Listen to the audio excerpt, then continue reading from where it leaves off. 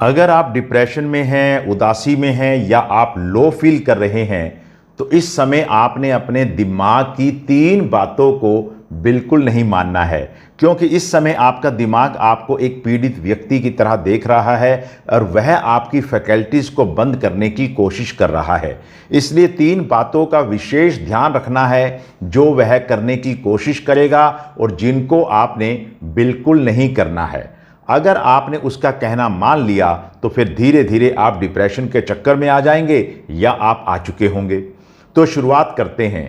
Number 1, आपका दिमाग आपकी इंपॉर्टेंट फैकल्टी को धीरे धीरे बंद कर रहा होगा। मतलब समझिएगा जैसे दिमाग अपने घर की खिड़कियां दरवाजे बंद करने की कोशिश कर रहा होगा कि हमने किसी को देखना नहीं है, किसी से मिलना नहीं है और अपने आप को घर के अंदर रखना है। ऐसा आपका दिमाग सोच रहा होगा। आपने अपने दिमाग की यह बात बिल्कुल नहीं माननी है। आपने इस समय माइंडफुलनेस रखना है, मतलब आपने अपने आप को वर्तमान में रखना है, अपने 5 संवेदी अंगों को एक्टिवेट रखना है। अगर आप खाना खा रहे हैं तो खाने को अच्छे तरीके से महसूस करते हुए खाइएगा, इसकी खुशबू, इसके जायके का मजा लीजिएगा। इसी प्रकार से अगर आप बाजार में घूम रहे हैं तो अच्छे प्रकार से आसपास के माहौल को देखिएगा ताकि आपके दिमाग के दरवाजे और खिड़कियां लगातार खुले रहें।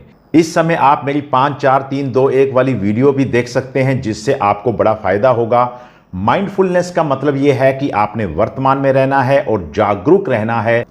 नंबर 2, आपका दिमाग अपनी एनर्जी को बचा के रखने की कोशिश करनी शुरू कर देगा और वह आपको कम से कम एनर्जी की सुविधा देगा।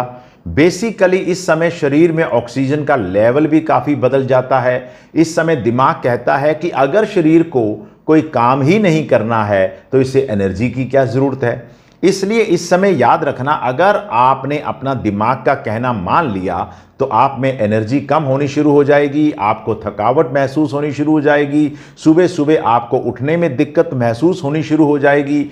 ऐसे समय में आपने जानबूझकर कोई ना कोई फिजिकल एक्टिविटी अवश्य करनी है ताकि आपका पूरा शरीर अपने दिमाग से एनर्जी की डिमांड करे और आपके दिमाग को एनर्जी भेजनी ही पड़े।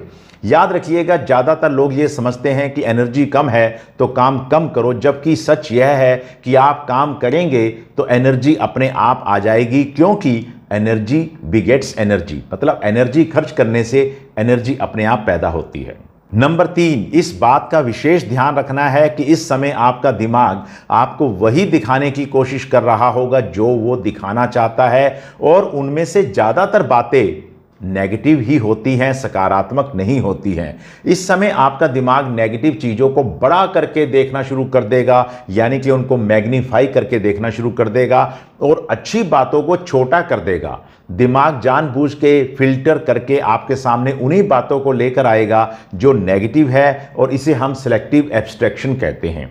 इस समय पर आपने अपने दिमाग की बात को बिल्कुल नहीं मानना है।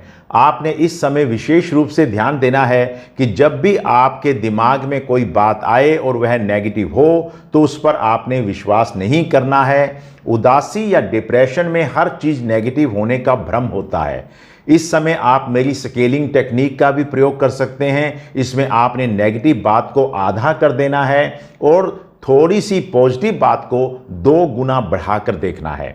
हर रोज अपने जीवन की कोई 3 ब्लेसिंग्स को भी आपने याद रखना है।